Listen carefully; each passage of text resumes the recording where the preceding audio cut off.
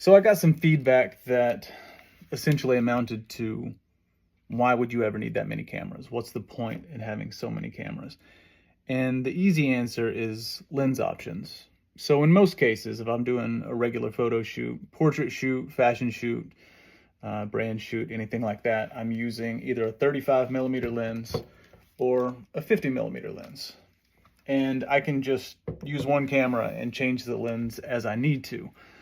But if I'm doing something that's a little bit more fast-paced, like documentary work or especially rodeo work, there's no way that I can change that lens as I'm going and keep the lens in a pouch and safely change them without hurting the lens or the camera. So I keep two cameras, one on each side, and one's going to have the equivalent of a 50mm lens. The other one's going to have the equivalent of a 35mm lens. I'm probably going to use the 50 the most. And then I'm probably going to switch to something with a 35mm lens when I'm in tight spaces or I need a wider shot, establishing shots, things like that. If I'm shooting something like rodeo with a lot of action, I'm going to have a medium zoom, which goes from wide to sort of like a 50, 70mm kind of thing. Or I'm going to have the equivalent of a 70 to 200 so I can get the action from far away. In the middle of a rodeo or something dusty, a lot of action, there's no way that I could change those lenses as I need to. You just need to be able to grab and go. So for that reason, I'm almost always have two cameras on me at all times. But when it comes to the film cameras, it's a little bit different. Why would I need so many film options? Well, it's for fun mostly, but also because this has a zoom lens on it. I can get a bunch of different, same concept, a bunch of different lens options. But the main reason is this. I wear glasses. I've worn glasses for years.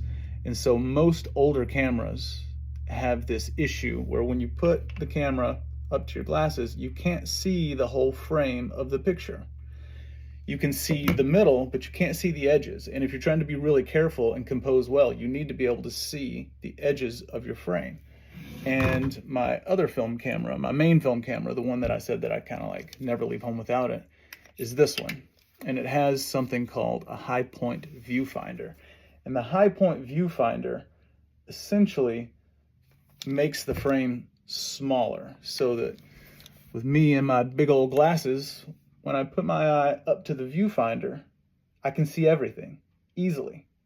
So as a follow-up to the camera video that I made before about the selection process, this is the one that's going with me. I will probably also have this in a spares bag somewhere, and I will also have this one in a spares bag somewhere. So a lot of stuff goes on the road with me, but it's just a matter of what stays in the main camera case and what stays in the backup pile.